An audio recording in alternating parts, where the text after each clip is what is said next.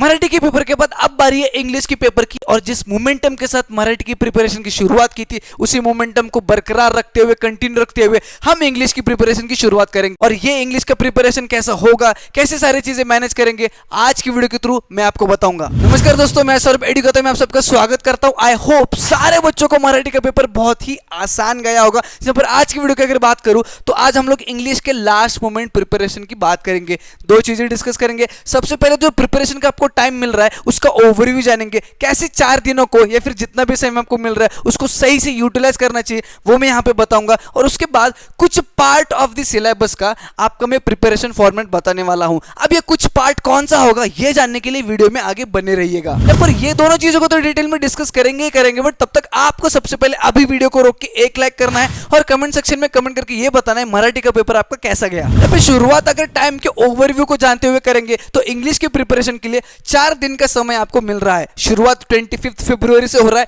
और अंत उसका 28 फेब को हो रहा है। शुरुआत का दिन जो होगा 25 फरवरी का, वहां पर हम ग्रामर एंड वोकैबुलरी को पूरा का पूरा कंप्लीट करेंगे। और बचता है अगर टाइम तो पोएट्री की शुरुआत करेंगे, पोएट्री वाले सेक्शन की शुरुआत करेंगे। 26 फेब की अगर बात करें तो यहां पे पूरा दिन बैठ के राइटिंग स्किल्स हम लोग परफेक्ट करने वाले हैं। सारे टॉपिक्स को जानना, सॉल्व एग्जांपल को सॉल्व करना, अनसॉल्व को सॉल्व करना, प्रैक्टिस करना और परफेक्ट करना, ये 26 फेब को हम लोग बैठ के करेंगे। 27 फेब की अगर बात करूं तो textual and non textual passages को हम लोग डील करेंगे, और डील नहीं करेंगे, इसको परफेक्ट करके छोड़ेंगे, पूरा निचोड़ के छोड़ देंगे। कैसे करेंगे वो डिटेल में मैं बताऊंगा। 28 फरवरी की अगर बात करूं तो यहां पर आधा दिन आपको पोएट्री सेक्शन कंप्लीट करना है और आधा दिन जो है वो रिवीजन करना है। अब ये रिवीजन कैसे होगा वो अलग सी वीडियो में बताऊंगा। अब देखो, इस वीडियो में जो 4 दिन का प्लानिंग मैं आपको बता रहा हूं, आउट ऑफ विच पहले दिन का जो प्लानिंग है that is grammar and vocabulary, वो कैसे आपको पढ़ना है, किस फॉर्मेट में पढ़ना है, वो आज मैं बताऊंगा। बाकी के सारे चीजें मैं एक एक दिन करके आगे मैं बताने वाला हूं।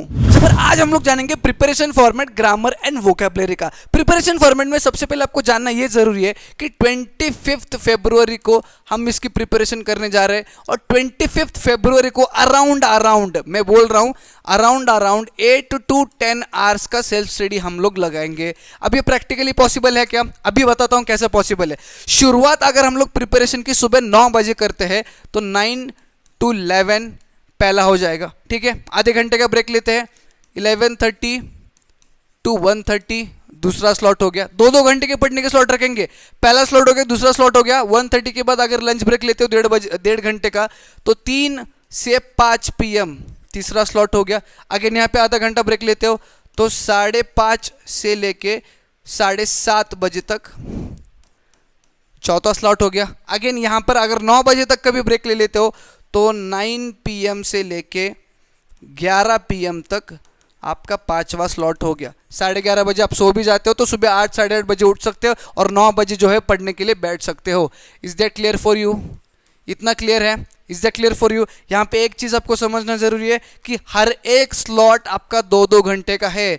2 घंटे का इसलिए रखा है ताकि 2 घंटे से ज्यादा अगर आप बैठोगे तो बोर हो जाओगे और पढ़ने का मन नहीं करेगा, फिर टाइम पास करोगे। और बीच बीच में ब्रेक भी दिया है, अगर टाइम पास का मन भी करता है तो वो ब्रेक वाले टाइम में आप करोगे। Is that clear for you? इतना आपको समझ में आ गया?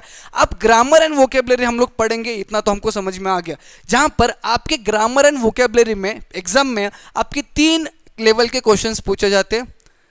सिंपल लेवल के क्वेश्चंस होते हैं, सिंपल लेवल एक्टिविटीज कहते हैं। उसके बाद मीडियम लेवल एक्टिविटीज कहते हैं, ठीक है, और उसके बाद चैलेंजिंग लेवल एक्टिविटीज कहते हैं। ये क्यों बता रहा हूं अभी मैं आपको बताता हूं। सिंपल लेवल जो है वो 4 मार्क्स के लिए पूछा जाता है, मीडियम लेवल भी 4 मार्क्स के लिए पूछा जाता है, और 2 मार्क्स का चैलेंजिंग लेवल पूछा जाता है। इसके अलावा 10 मार्क का छोटा छोटा ग्रामर, टेक्सचुअल, नॉन टेक्सचुअल और पोएट्री वाले सेक्शन में पूछा जाता है। इस तरह से 21 to 22 मार्क्स का ग्रामर आपके पेपर में पूछा जाएगा। इतना समझ लो, ग्रामर को उतना इजी नहीं लेना है। इंग्लिश के पेपर में ग्रामर यानी ये नहीं कि सेक्शन 1 लैंग्वेज स्टडी 10 मार्क्स का पूछा जाता है, खत्म ग्रामर नहीं। पूरे पेपर में अराउंड 21 से 22 मार्क का ग्रामर पूछा जाएगा। इसलिए पहले दिन जो मैं आपको स्लॉट बता रहा हूं उसको बहुत ज्यादा सिंसियरली आपको पढ़ना है। यहां पर व्हाट आई वुड सजेस्ट, 3 घंटे आप सिंपल लेवल एक्टिविटीज को डील करने में लगाइए, 3 घंटे मीडियम लेवल एक्टिविटीज़ को डील करने में लगाइए और 2 से 3 घंटे अगेन चैलेंजिंग लेवल एक्टिविटीज़ को डील करने में लगाइए, ठीक है। इसके बाद समय बचता ही है और बचना ही चाहिए, 1 घंटे का समय होगा, उसमें आपको आइडिया आ जाएगा कि टेक्सचुअल, नॉन टेक्सचुअल और पोएट्री वाले सेक्शंस में क्वेश्चंस किस तरह से पूछे जाते हैं, किस प्रकार के वो पूछे जाते हैं, ठीक है। इस प्रकार से आपको जो 25 फरवरी का टाइम है वो यूटिलाइज करना है। यूटिलाइज करते समय first step what you have to do is, जितने भी टॉपिक्स आपके एग्जाम्स में पूछे जा रहे हैं उनको अंडरस्टैंड करना बहुत जरूरी है। व्हाई, अभी बताता हूं। आपके हिंदी और मराठी का जो ग्रामर है उससे काफ़ी अलग आपका इंग्लिश का ग्रामर है। इंग्लिश के ग्रामर को प्रिपेयर करने के लिए और पेपर में अटेम्प्ट करने के लिए थोड़ी सी दिक्कत तो आएगी कंपैरेटिवली हिंदी एंड मराठी से। हिंदी मराठी का ग्रामर ईजी है, ऑन पॉइंट आंसर्स लिखते तो भी हो जाता है, बट इसमें थोड़ा सा चैलेंजिंग पार्ट आपको रहने वाला है। तो सबसे पहले टॉपिक्स को अंडरस्टैंड करना बहुत ज़रूरी है, जिसके लिए अगेन वीडियो लेक्चर्स, आर्टिकल या फिर आपके कोई बुक की मदद आप ले सकते हो, डाइजेस्ट की मदद आप ले सकते हो, किसी चीज़ की भी मदद ले सकते हो। और काफ़ी टीचर्स लाइव लेक्चर्स ले रहे होंगे, उन लाइव लेक्चर्स को अटेंड करके सारे चीज़ों को समझना बहुत ज़रूरी है, ये आपके दिमाग में डाल रहा हूँ। अगर चीज़ों को समझोगे नहीं तब तक वो क्वेश्चन जो है उस टॉपिक के बेस पे उसका सही आंसर आपका आएगा नहीं, ठीक है। और कुछ वीडियो लेक्चर्स यानी कि कुछ टॉपिक के बेस पे लेक्चर्स मैंने खुद लिए हैं, उनके लिंक मैं डिस्क्रिप्शन में दे दूंगा, आप जाके वहाँ पे चेक कर सकते हो। उसके बाद जैसे टॉपिक का अंदाज हमें आ जाता है, हम बढ़ेंगे क्वेश्चंस को प्रैक्टिस करने के लिए, ठीक है। आप देखो कितना ही डिफिकल्ट इंग्लिश का ग्रामर क्यों लग रहा हो, कितना ही चैलेंजिंग क्यों नहीं लग रहा हो, जितने ज़्यादा क्वेश्चंस को प्रैक्टिस करेंगे उतना ज़्यादा परफेक्ट हम बनेंगे। जितना ज़्यादा परफेक्शन हमारा आएगा उतना ज़्यादा कॉन्फिडेंस एग्जाम में रहेगा और उतना बढ़िया हम ग्रामर वाले सेक्शन को अटेम्प्ट कर पाएंगे। तो मैं आपको अब यहाँ पे टारगेट दे रहा हूँ क्वेश्चंस को प्रैक्टिस करने के लिए, एंड आई होप आप सारे के सारे बच्चे उस टारगेट को जो है वो अचीव करने वाले हो, जहाँ पर simple level activities, medium level activities और चैलेंजिंग लेवल एक्टिविटीज़, हर एक लेवल की एक्टिविटीज़ के 50 to 70 questions each, 50 to 70 questions each आप प्रैक्टिस करोगे, and this is what I am giving your target, and I hope सारे बच्चे इस टारगेट को अचीव करेंगे और कुछ बच्चे तो इससे ज़्यादा भी क्वेश्चंस को प्रैक्टिस कर लेंगे, ठीक है। सिंपल, मीडियम, चैलेंजिंग लेवल, 3-3 घंटे का समय दे रहे हो, उसमें से 1 से 1.5 घंटा ही आपको लेना है किसी भी चीज़ का एक्सप्लेनेशन जानने के लिए, उसको समझने के लिए, ठीक है।